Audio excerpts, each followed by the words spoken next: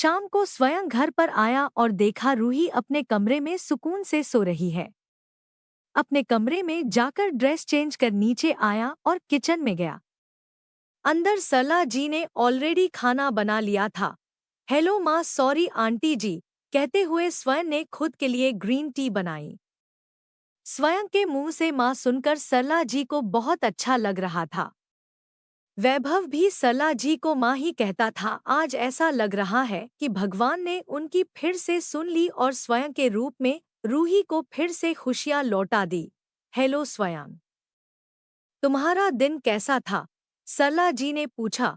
अच्छा गया। कल से मैंने 2 हफ्तों की छुट्टी ली है, क्योंकि रूही की डिलीवरी कब होगी उसका आइडिया नहीं है। स्वयं किचन में खड़ा बात करने लगा। सरला जी स्वयं को देखते हुए बोली, प्यार करते हो न तुम उससे? स्वयं उनकी बात सुन नीचे कप की ओर देखने लगा और धीरे से कहा, हाँ, करता हूँ।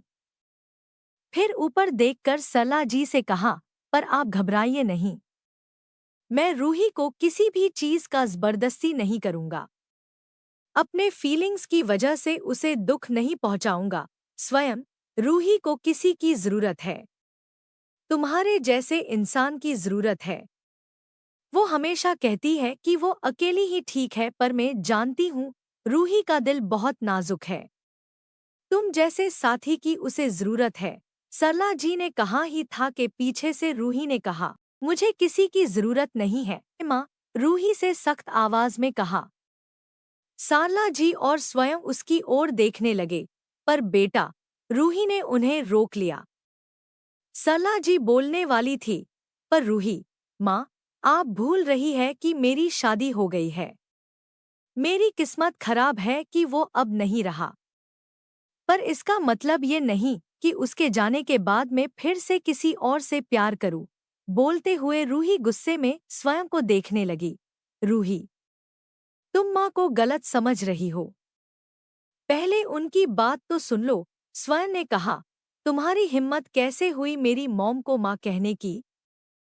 तुम्हारा कोई हक नहीं है। चिल्लाते हुए रूही ने कहा। रूही, ये क्या बच्चे जैसे बिहेव कर रही हो? ग्रो अप रूही, स्वयं ने तेरे लिए इतना सब किया और तू उनसे ऐसे बात कर रही है। सरला जी ने रूही को डांट लगाई। थैंक यू स्वयं जी, आपने मेरे लिए इतना सब किया, पर आप करने की जरूरत नहीं है।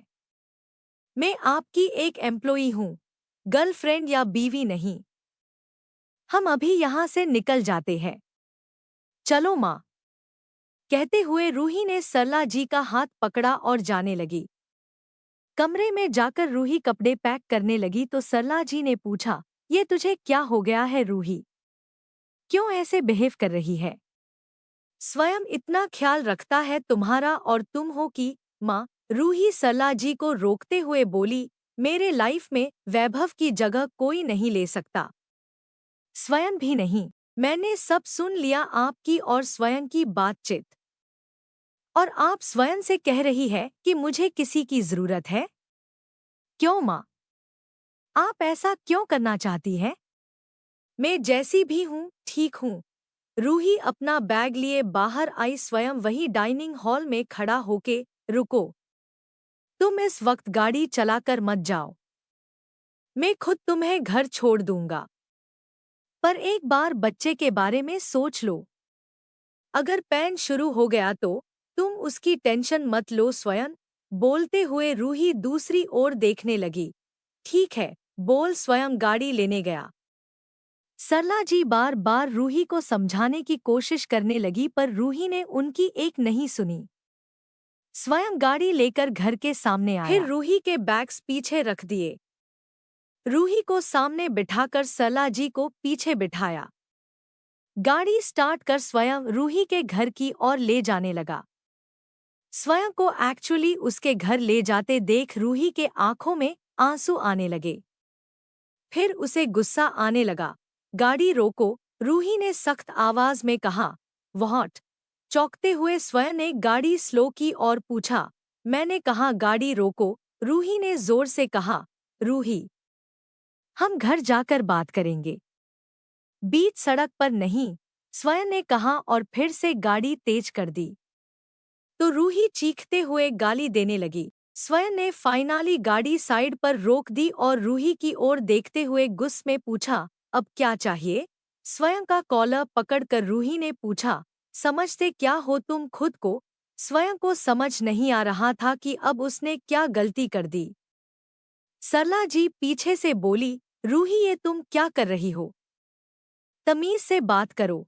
माँ, आप बीच में मत बोलिए, रूही ने अपनी माँ को एक बार देखकर कहा।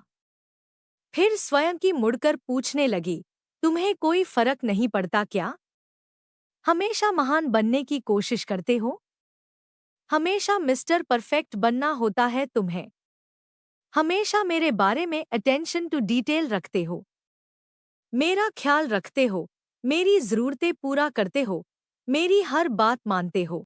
बोलते हुए रूही के आंसू गाल पर गिरने लगे।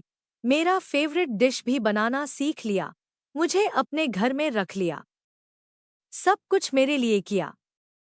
पर तुम्हारा क्या?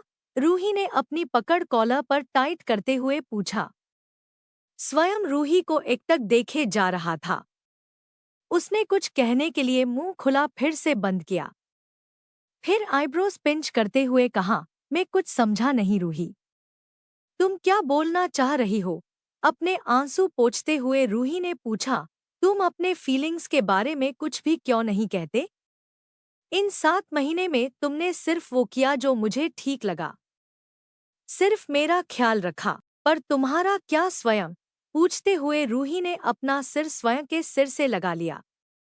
स्वयं के चेहरे पर जो बेचैनी थी अब वो धीरे धीरे मुस्कान में बदलने लगी। उसके सिर से अपना सिर हटाकर रूही ने गुस्से में कहा, खबरदार अगर स्माइल करने लगे तो। अब स्वयं अपनी मुस्कान छुपा नहीं पा रहा था। मुझे भी मौका दो स्वयं। मुझे भी तुम्हारी फीलिंग्स के बारे में बताओ। ऑफिस में, घर पर, यहाँ तक कि मेरे फ्रेंड भी जानते हैं तुम क्या फील करते हो मेरे लिए। मैं इतनी बेवकूफ नहीं हूँ कि मुझे दिखता नहीं है तुम्हारा फीलिंग।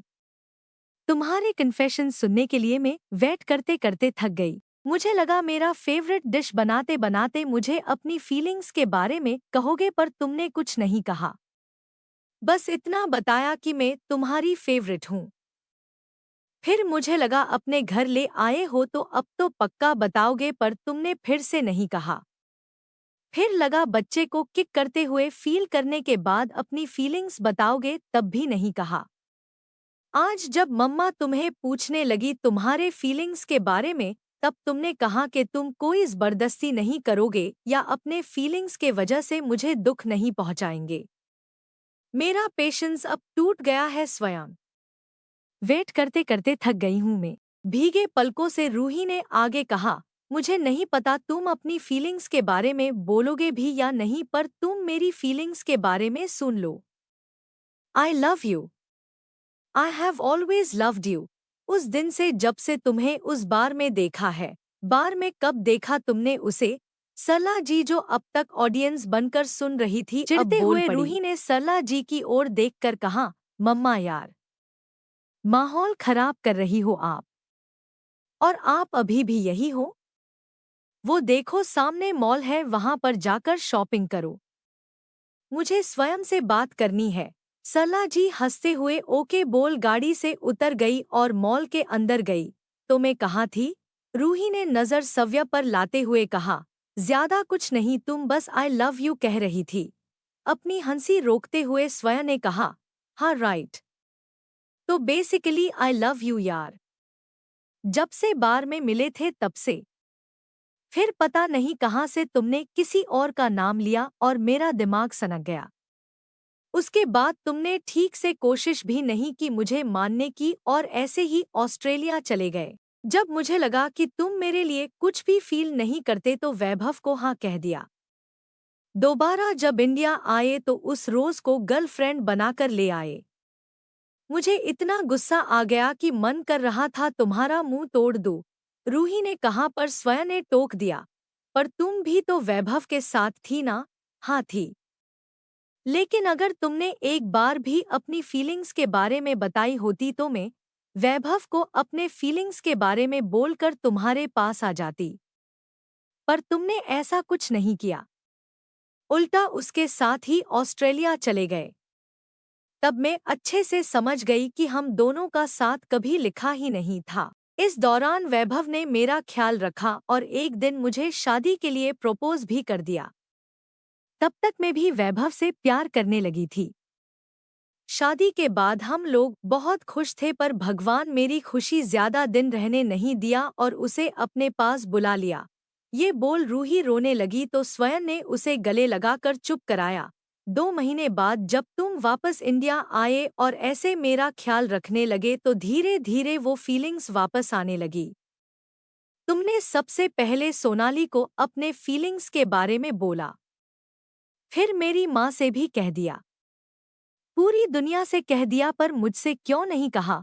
रूही उसके सीने पर मारते हुए बोली। रूही का हाथ पकड़ स्वयं ने कहा, रूही, आई एम सॉरी, मुझे लगा कि तुम मेरे लिए कुछ भी फील नहीं करती हो, और वैभव के जाने के बाद तुम्हें मेरे फीलिंग्स के बारे में बताना मुझे ठीक नहीं लगा। पर अब मैं चुप नहीं रहूंगा। रूही का हाथ पकड़ स्वयं ने उसके हथेली पर किस किया और कहा, रूही, आए। आ रूही ने पेट पकड़कर दर्द से करा उठी। क्या हुआ? अपनी आंखें बड़ी कर स्वयं ने पूछा। स्वयं, मुझे डर लग रहा है। पेट में दर्द शुरू हो गया। रूही घबराने लगी। ओह नो, हमें अभी हॉस्पिटल जाना होगा। बोल स्वयं ने सरला जी को कॉल किया और उन्हें जल्दी बाहर आने को कहा। क्यों, अब कहाँ जा रहे हैं हम? तुम्हारी घर या रूही के? पर मुझे तुम्हारा घर ज्यादा पसंद है बेटा, सरला जी ने कहा। अरे मम्मा, हम घर नहीं हॉस्पिटल जा रहे हैं। रूही को लेबर पेन शुरू हो गया है, अभी जाना होगा। बोल स्वयं ने उन्हें जल्दी आने को कहा। फिर रूही को देखते हुए पूछने लगा, तू ठीक तो है ना? हॉस्पिटल यहाँ से सिर्फ 15 मिनट की दूरी पर है, जल्द ही पहुँच जाएंगे। हाँ, अभी तो ठीक हूँ, पर 5 मिनट में दर्द आकर जा रहा है, हमें जल्दी जाना होगा। कहते हुए रूही अपना कमर पकड़ कर हारने लगी। मम्मा किधर रह गई यार? बोलते हुए स्वयं उन्हें फिर से कॉल करने लगा। तभी मॉल से बाहर भागते हुए सरला जी बाहर आई। गाड़ी में बैठकर चलने को कहा। इतना लेट क्यों हो गया माँ? स्वयं ने पूछा। अरे वो बच्चे के लिए कुछ लेने गई थी, सरला जी ने कहा। पर मम्मा पैदा होने से पहले कुछ नहीं खरीदते, रूही ने दर्द में कहा। पागल है क्या? वो पुराने ख्यालात है। मैं अपने पोता या पोती को अच्छे से सजाऊंगी। बाहर आते ही उसे हॉट लगना है। सरला जी दिन में सपने देखने लगी। अपना माथा पीटते हुए स्वयं ने कहा, मम्मा आप भी ना। स्वयं ने गाड़ी सिग्नल पर रोका तो रूही स्वयं के ऊपर चीखने लगी। स्वयं, गाड़ी भगाओ। अगर मेरा बच्चा गाड़ी में ही डिलीवरी हुआ ना तो मैं तुझे नहीं छोड़ूंगी। बोलते हुए रूही ने स्वयं का हाथ कस के पकड़ लिया। दर्द को सहते हुए स्वयं ने ग्रीन सिग्नल होते ही गाड़ी भगाई। अरे जा तो रहे हैं, प्लीज 5 मिनट और, 5 मिनट और। आंखें बड़ी कर रूही पूछने लगी, फिर कहा, I hate you, I don't love you anymore. मुझे पता है यू डोंट मीन इट। बोल स्वयं ने गाड़ी हॉस्पिटल के सामने रोकी। सरला जी नर्स को बुलाने अंदर गई। स्वयं रूही को गोद में उठाकर अंदर ले आया। फिर वार्ड बॉय स्ट्रेचर ले आया और रूही को उसमें बिठाकर अंदर ले गए। रूही को फिर से पैन होने लगा और फिर से स्वयं को गाली देने लगी। मैं तुझे छोड़ूंगी नहीं, पहले क्यों नहीं ले आए? आह! बेचारा स्वयं रूही के नाखूनों का शिकार हो गया। जैसे ही और पहुंचे डॉक्टर ने चेक किया और कहा, अभी आधा घंटा और है, आपको रुकना होगा। आधा घंटा? रूही की आंखें बड़ी हो गई। Ruhi, take a long breath. बोल डॉक्टर ने ब्रीदिंग एक्सरसाइज सिखाई। रूही के साथ साथ स्वयं भी करने लगा। ऐसे लग रहा था कि दोनों की डिलीवरी होने वाली है। रूही हॉस्पिटल के बेड पर लेटे हर 2 मिनट में दर्द से कराह रही थी। डॉक्टर ने कहा 10 मिनट और रूही फिर हम डिलीवरी शुरू कर देंगे। डॉक्टर की बात सुन स्वयं रूही के सामने बैठा और कहा, रूही, मैं तुमसे एक बात कहना चाहता हूँ। अगर उन 3 शब्दों के अलावा और कुछ कहना है तो मैं तुम्हारा मर्डर कर दूंगी। रूही ने धमकी दी। सरला जी रूही के माथे का पसीना पोंछने लगी। एक्चुअली 8 शब्द है। चलेगा? गिनती करते हुए स्वयं ने पूछा। अरे जल्दी कहो।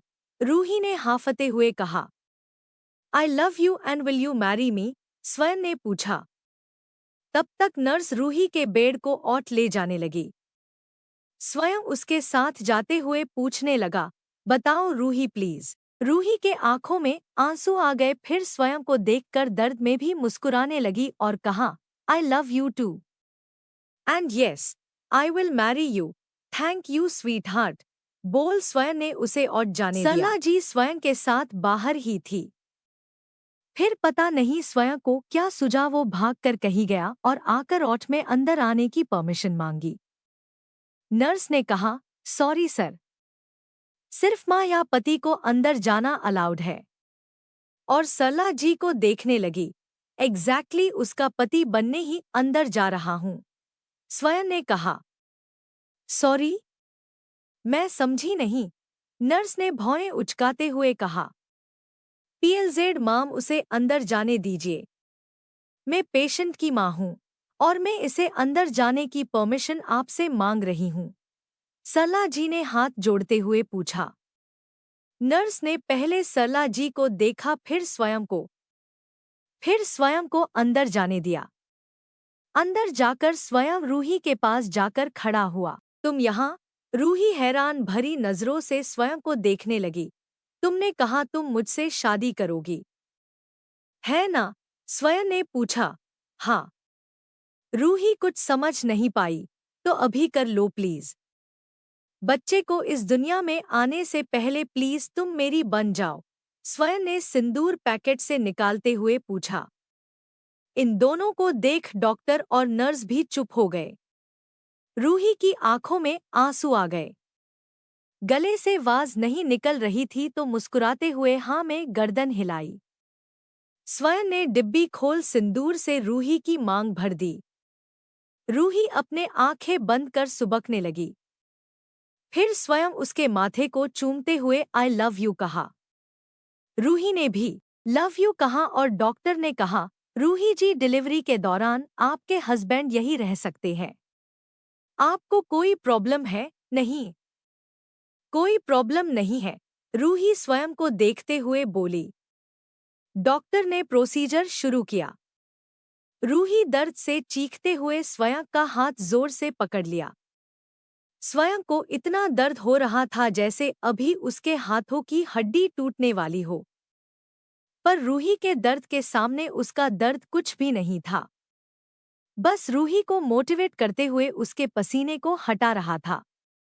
आधे घंटे की कोशिश के बाद रूही ने एक प्यारी सी बेटी को जन्म दिया।